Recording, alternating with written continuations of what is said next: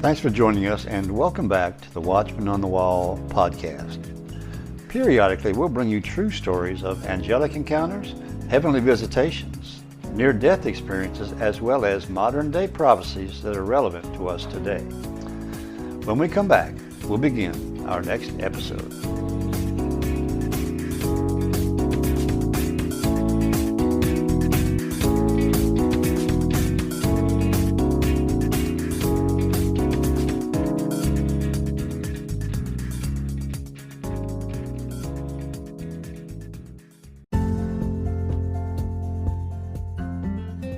Do you want to make a podcast? Spotify's got a platform to let you make one super easy, then distribute it everywhere and even earn money. It's all in one place for free. It's called Spotify for Podcasters, and here's how it works. Spotify for Podcasters lets you record and edit your podcast right from your phone or computer. So no matter what your setup is like, you can start recording and creating today. Then you can distribute your podcast to Spotify and everywhere podcasts are heard. Video podcasts are also available on Spotify. With Spotify for Podcasters, you can earn money in a variety of ways, including ads and podcast subscriptions. And best of all, it's totally free with no catch. The Watchman on the Wall podcast has been using Spotify for Podcasters for the last 4 years, and we highly recommend it. So give it a try and download the Spotify for Podcasters app, or go to www.spotify.com/podcasters to get started.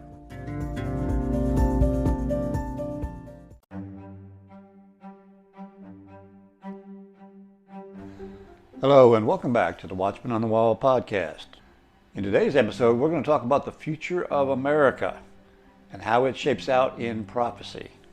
We've had many of these prophecies on before, such as Chris Reed and his vision of the downfall of the dollar, as well as other prophecies for America. We've talked about the Dmitri Duderman prophecies for an invasion of America, but today we're going to hear from 3 different prophets that you may have already heard before: Shane Warren, Maurice Sklar, and Henry Gruver.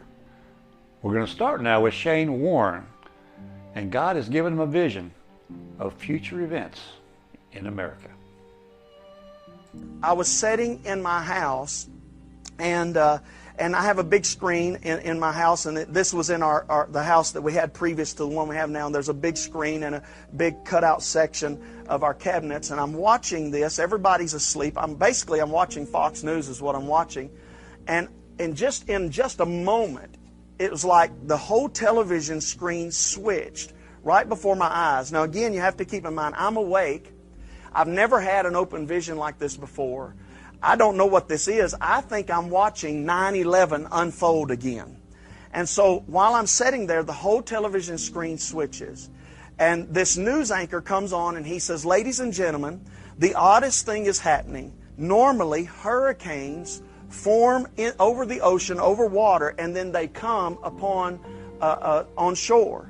He said, "But there is a hurricane that has formed over America." And while he was talking, it went to a satellite image. I saw literally from north to south, from east to west, the side of a hurricane, a storm that was over America. The eye of the storm was moving right down the center of America. The news anchor said, "This is the oddest storm, this hurricane, this is unbelievable." He's describing this thing, and then he says, "Ladies and gentlemen, we have a correspondent who is on the ground in the eye of the storm." Immediately the television goes to this correspondent, and like you would see with any other news report in a hurricane, this man's kind of being beaten and tossed with the wind, and you can see debris just swirling around his body. And he's saying, "Ladies and gentlemen, this is an unusual storm. This isn't like any storm that I've ever reported on." And he reaches down on the ground and he picks up a handful of $1 bills. And he said, "Ladies and gentlemen," he said, "this is a storm of dollar bills." Well, when he said that, immediately it came back to the news anchor. And now again, keep in mind, I'm awake. I'm thinking this is actually happening, right? It hasn't dawned on me that this is a vision. I think this is the real deal, and this is actually happening. And so it comes back to the news anchor, And the news anchor says, ladies and gentlemen, there's been another tragedy that has hit America. We have just experienced a major earthquake on the New Madrid fault line. And immediately I started seeing pictures of devastation all over the New Madrid fault line. I saw cities that were flooded. I saw cities that were destroyed. I saw people walking around in the streets, stumbling around in the smoke and in the debris. They looked like they were dazed. People were crying out for help. And while I was watching this division, it was like all of the United States was just split in half. While I was watching this, behind my right ear, I was sitting on the couch, and behind my right ear, I heard a booming voice, which I believe to be the voice of the Lord, that said these words, "They divided my land, now I will divide their land." I knew immediately that God was speaking about Joel chapter 3, where God prophesies through the prophet Joel about the parting of the land of Israel and judgment coming to the nations. And God said, "I will reward you swiftly, quickly for what you've done to my land." And so I felt like this earthquake, and people say, was it a literal earthquake? Was it a spiritual earthquake? Was it a dividing of the nation? I can't say. All I can tell you is what I saw. I can tell you that I saw devastation. I continued to watch the television, and by this time, I'm sitting on the edge of my seat.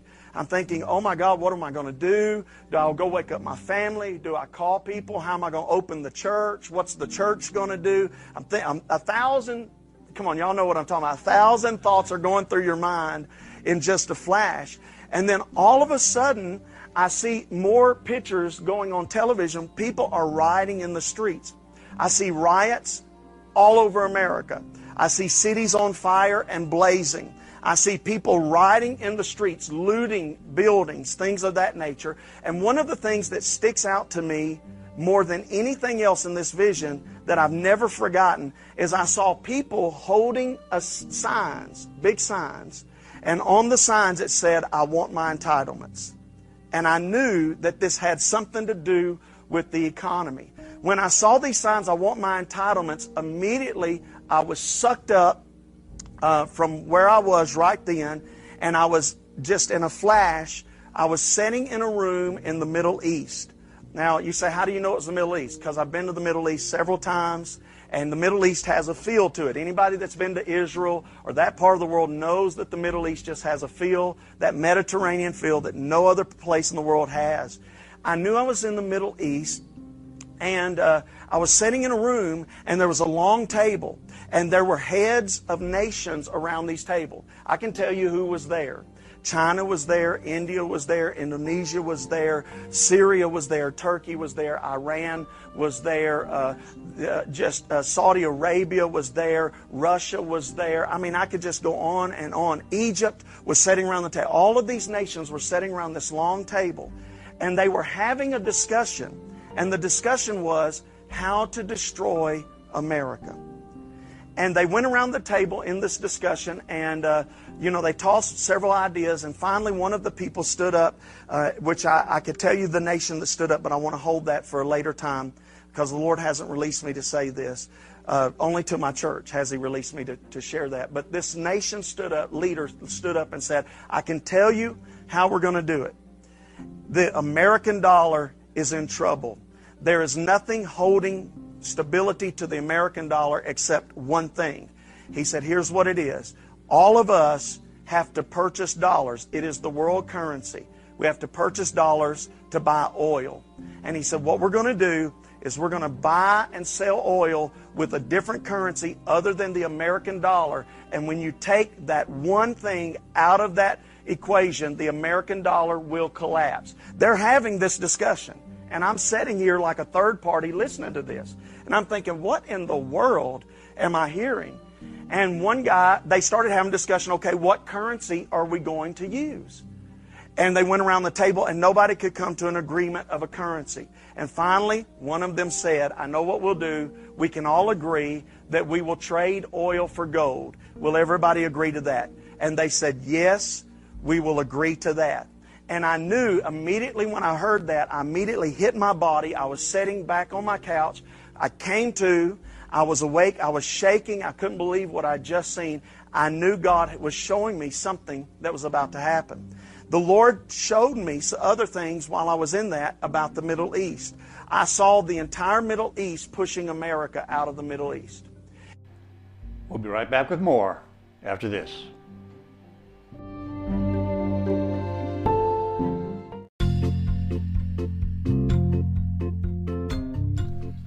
Hello again, this is The Watchman. Please join us each week for an exciting and inspirational podcast dealing with angel encounters, heavenly visitations, near-death experiences, as well as modern-day prophecies that are relevant to us today. So tune in each week and share it with your friends. After all, they could use a little inspiration in their life, too. That's the Watchman on the Wall podcast, and now you can find us on YouTube.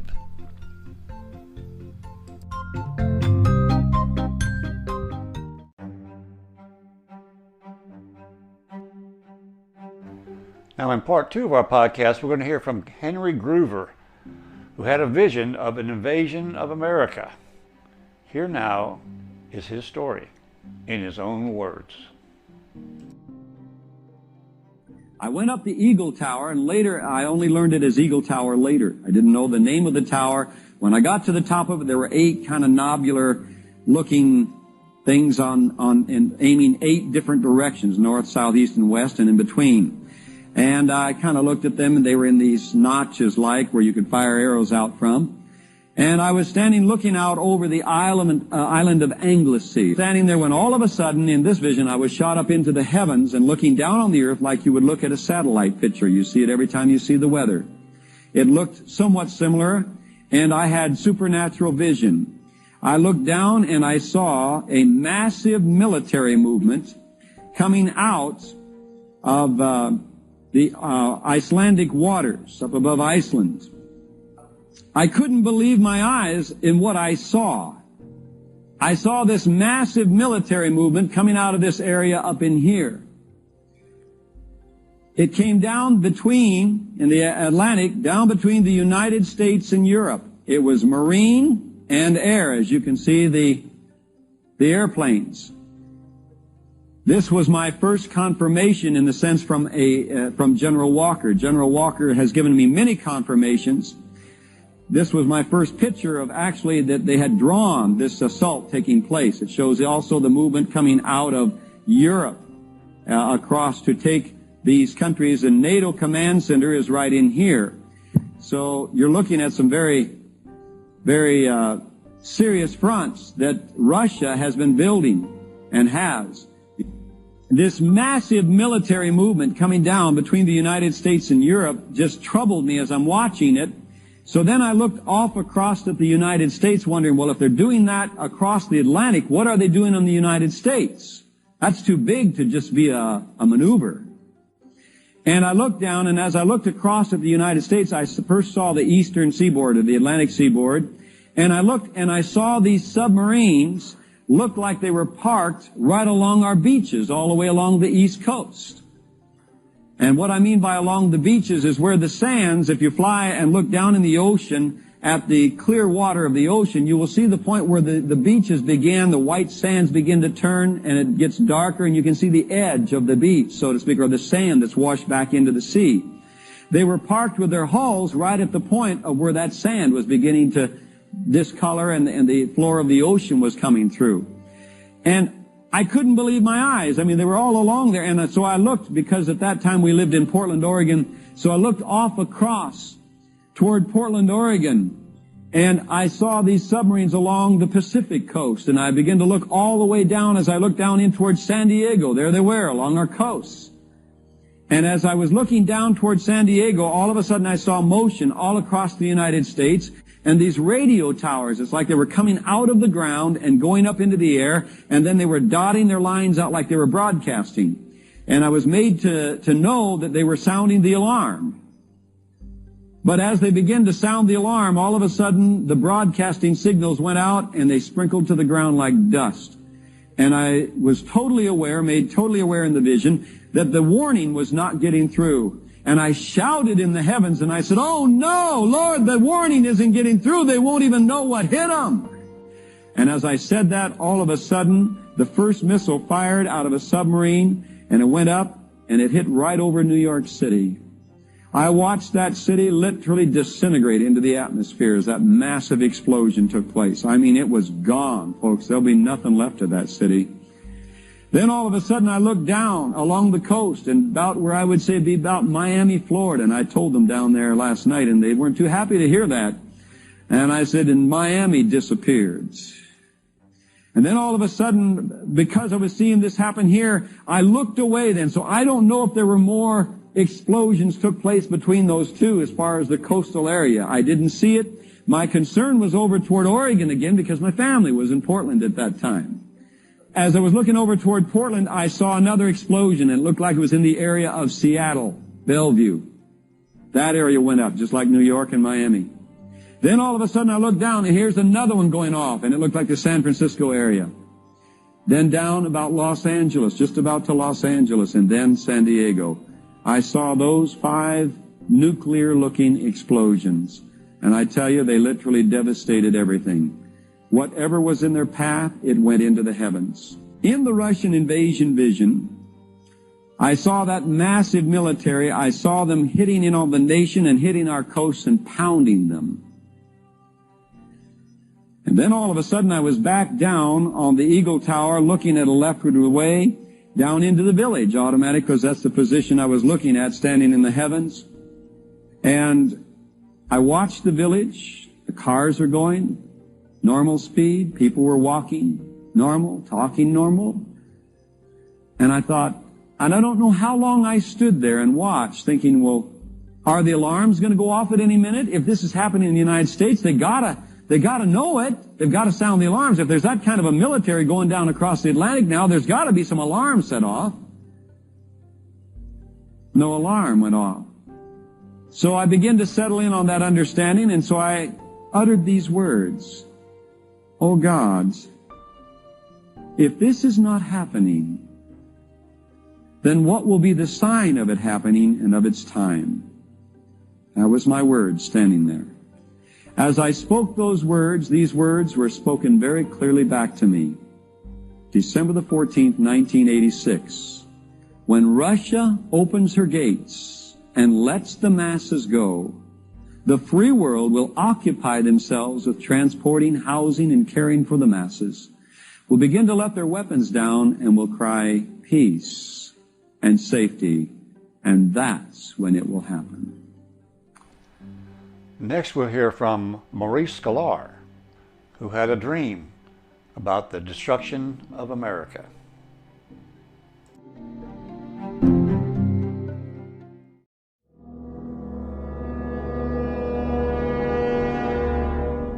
This week I had a dream. It was a terribly frightening dream. In it I saw a huge angel standing, suspended in the air over New York Harbor. It looked so large that it covered the night sky. His body was clad in golden armor, as if he were going to war. His face and entire being were so bright that I could not gaze up at him for long. White beams of light seemed to radiate outward from him in all directions. He was standing over the Statue of Liberty. It was night, but I could hardly see the lights around him coming from New York City as he blazed so brightly with divine light. He reached for his belt that was covered with a red sash around his midsection and drew out his sword. It was so massive, it blazed with light and fire all around it. It looked at least 100 feet long. I've never felt such fear when I saw an angel before.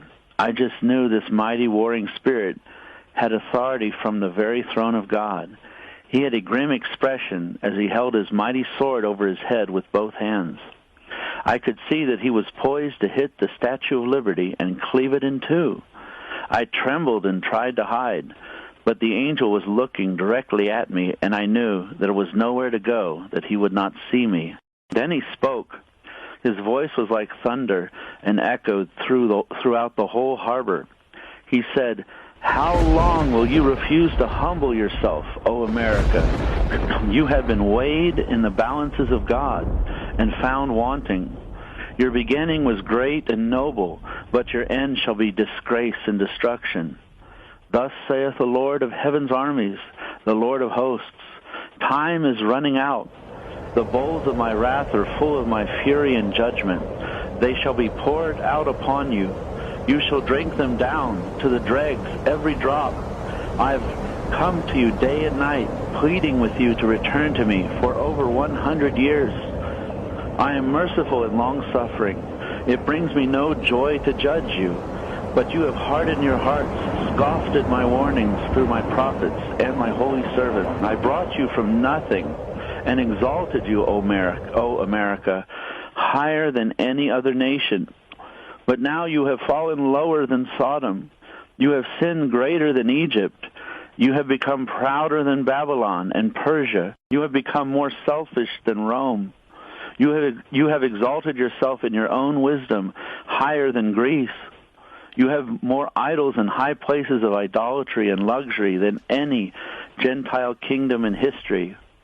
Your beginning was pure and great, but now the stench of your sin and filth fills my nostrils.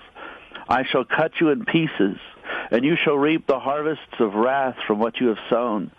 You shall no longer be the queen of nations. Now you shall bear your shame and become the lowest of the heathen nations. Now, as Agag, you shall be hacked in pieces. O earth, earth, earth, hear ye the word of the Lord. Then to my horror, that massive sword came smashing down on Lady Liberty. When it hit the top of her head, there was a blinding flash of light, and that sword split her in two, right down the middle. Then the sword came again and again against her. It divided her in pieces. As the sword would finish each strike, fires would burst forth. I heard terrible explosions. The vision of the statue ended with an earthquake as it was hacked into pieces and sunk into the harbor. I was weeping and crying out to God for mercy. Never had I seen this side of God before. I had only really known the love and goodness of Him. Never had I seen the wrath of the Almighty. Then, as if I was watching from a zoomed-in close-up, the dream shifted, and I started to zoom outward from New York Harbor and started traveling in the air over America. What I saw was horror beyond anything I've ever seen. I saw the United States seem to crack in two with a giant earthquake right down the middle. I saw the southeastern United States covered with a giant wave of water from the ocean. I saw a massive earthquake that just seemed to crack off the coast of California. The great cities along the west coast just fell into the ocean all the way from Mexico up to Alaska. And giant waves flooded inland until much of the west coast just wasn't there. It had disappeared into the Pacific Ocean. Then I saw 3 giant rocket missiles that took off into the air. 2 came out from the ocean waters, and 1 came from land and traveled a great distance. All of them blew up in the air, 1, 2, and 3, in the upper atmosphere within 5 minutes of each other. It was out near space. There were terrible nuclear bombs. But the last one was the biggest, and it created a huge mushroom cloud over the Midwest part of America. Then the ground shook, and everything just went black. There wasn't any electric light coming out of any homes. Then candles began to be lit, and fires, and a little light was seen. There were other nuclear explosions, and many people perished throughout the nation. There was just twisted metal and charred debris in cities that once were tall and majestic. There was widespread looting and gangs roaming about everywhere with guns, stealing whatever food and supplies they could find. Then I saw what looked like elite riot police by the thousands go into communities and even cities, forced the people out of their homes and brought into what looked like concentration camps. Some, but not all of these police armies had light blue helmets on. Hundreds of thousands of people were arrested in this way. Many would not, quote, cooperate and were just shot and left dead in their homes. But there were millions of hidden groups that escaped the first wave of these terrible disasters. Revival broke out, and great evangelists and prophets and apostles rose up and began to preach to thousands outdoors. And many were saved and were born again. Miracles of provision, multiplication of food and water, and astonishing healings occurred. Millions of people cried out to God, and he heard and answered. I knew that this was not just happening in America, but the Great Tribulation was upon them, and all over the world these calamities were also taking place. I saw multitudes of tribulation saints refusing to renounce Jesus as Lord. They were starving, many of them, but still refused to take the stamp on their bodies so they could eat and live. There was what looked like kiosks that were in every little town. They advertised food and water, but only if you went inside them and took the electronic mark. Some went in, bowed down to a holographic movie image and movie images of the Antichrist, and were branded in their hands and foreheads with an electronic tattoo-like stamp. When they came out, if they came out, they had a zombie-like look. Their minds and souls were gone. It looked like they had a spiritual lobotomy.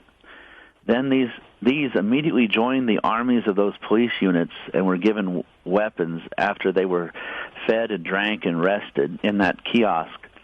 They were like robots doing the Antichrist's bidding. I knew that they were lost forever. But quite a few did not make it out. They were tortured mentally and physically inside that kiosk thing. But if they still refused the mark of the beast, there was a laser that shot through their brain and heart and sliced their heads off. Then they were immediately incinerated. Nothing but ashes remained. This was the most horrifying of all. It made the Nazi death camps look like a picnic, if that is possible. Millions of people were executed in this way via computer systems, automatically, with such precision and efficiency that I marveled that something like this was even possible and could take place on such a large scale. The technology was more advanced than I had ever seen. Then I was back looking at that terrible angel of the Lord, and he said, "Warn everyone, flee from the wrath to come. Repent and turn to Jesus while you still can. Pray that you may escape these things that are shortly to happen and to stand in the presence of the Lord. These things are about to take place. Turn to God and cry out for mercy. Come into the ark of salvation before the doors of grace close, and it is too late." That's what I wrote, vision.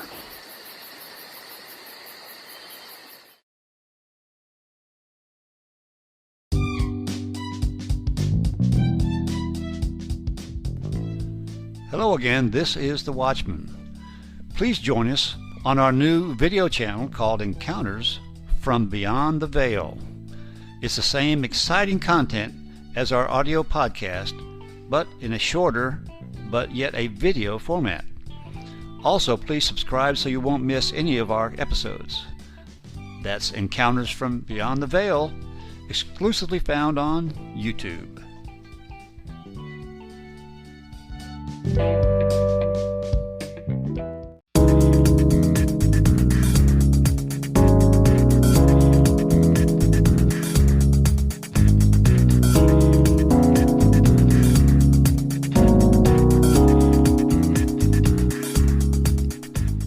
Well, thanks again for listening, and if you enjoyed this episode, please share it with your friends.